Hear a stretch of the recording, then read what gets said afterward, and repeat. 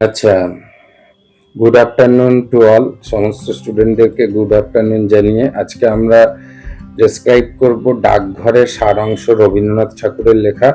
এটা যারা ক্লাস 12-এ পড়ে ওয়েস্ট বেঙ্গল বোর্ডে এবং সেমিস্টার 4 যাদের দেবে, তাদের মানে ফাইনাল এক্সাম যারা দেবে তাদের মানে এই স্টোরিটা তাদের রয়েছে। তো আমি ওটা সারাংশ করে বুঝিয়ে দিতে চাইছি, কারণ হচ্ছে তোমাদের নাটকটা অনেক বড়, বিফোর এক্সামিনেশন জাস্ট একটু রিভিশন। ডাকঘর নাটকটি হচ্ছে রচনা করেছেন রবীন্দ্রনাথ ঠাকুর। এটি একটি প্রতীকধর্মী নাটক, যেখানে মানুষের মুক্তি, আশা, আত্মিক স্বাধীনতা গভীরভাবে প্রকাশ পেয়েছে। মুক্তি মানে ধরো তুমি ফ্রিডম আর কি, তুমি হয়তো বা কারো আন্ডারে থাকো বা কিছু থাকো, তোমাকে যা বলছে তাই তোমাকে মানতে হচ্ছে, সেখান থেকে একটু ফ্রি ভাবে মানে তোমার ইচ্ছা মতো চলা, তোমার মধ্যে আশা থাকবে, আত্মিক স্বাধীনতা থাকবে, সেটাকে বিশেষ করে এখানে প্রকাশ পেয়েছে এই মানে ড্রামাতে। নাটকের প্রধান চরিত্র হচ্ছে অমল, মনে রাখবে।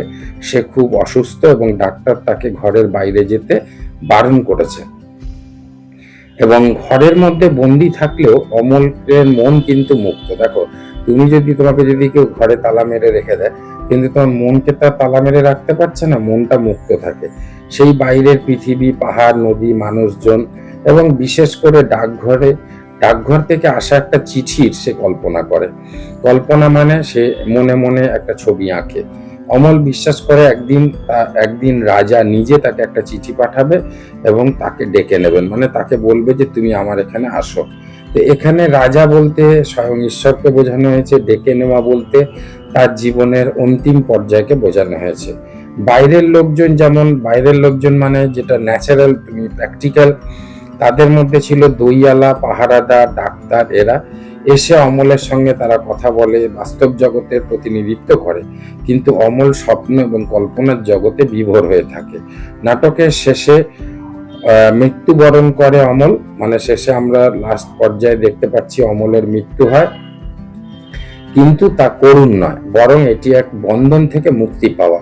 মানে এটা যে কোনো দুঃখ বা কষ্টের তা নয়, এটা একটা বন্ধন থেকে মুক্তি পাওয়া, চিরশাস্তির প্রতীক হিসাবে দেখানো হয়েছে।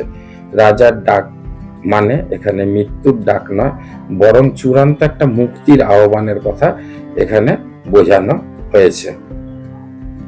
অমলের কল্পনা কেন্দ্রবিন্দু হলো ডাকঘর।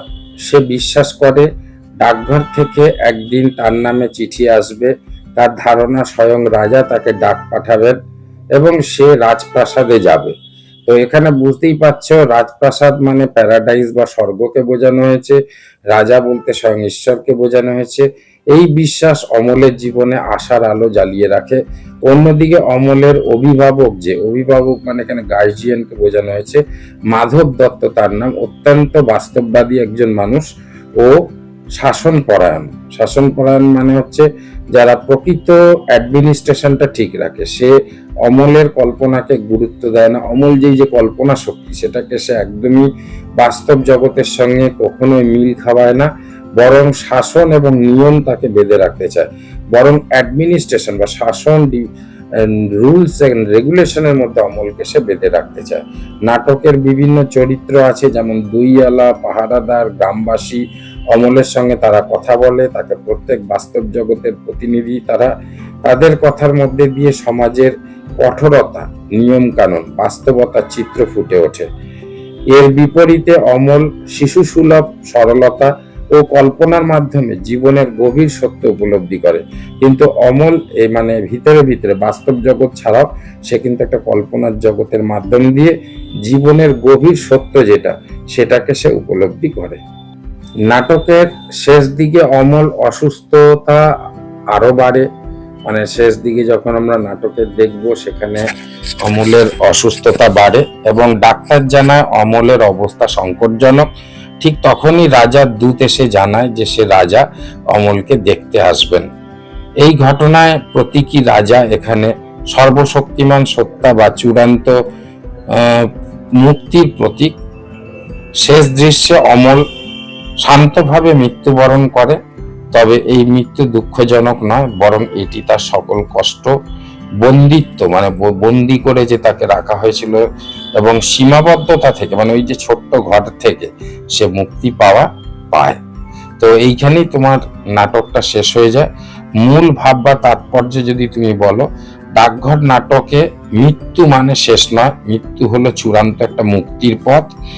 অমলের দেহ ঘরে বন্দি থাকলেও তার মন ছিল সম্পূর্ণ স্বাধীন। রবীন্দ্রনাথ এই নাটকের মাধ্যমে দেখিয়েছেন সত্যিকারের স্বাধীনতা বাহ্যিক চলাফেরায় নয়, বরং মনের উদারতা ও কল্পনা শক্তিতে নিহিত। নাটকটি জীবন ও মৃত্যুকে নতুন দৃষ্টিতে ভাবতে শেখায় এবং পাঠকের মনে গভীর মানবতাবোধ জাগিয়ে তোলে। তো এই হলো মূল বক্তব্য। মানে হচ্ছে এখানে এই যে আমরা মানে রাস্তায় চলাফেরা করছি, তুমি কি তা স্বাধীন? না, স্বাধীন না। স্বাধীনতা তাকেই বলে যখন তোমার স্বেচ্ছায় বা তুমি নিজের থেকে তুমি যখন ফ্রিডম ফিল করবে। তো এখানে দেখো, এখানে অমল কিন্তু স্বাধীনভাবে বাইরে বেরোতে পারছে না, কারণ তার পিতা তাকে একটা বন্দি ঘরে আটকে রেখেছে।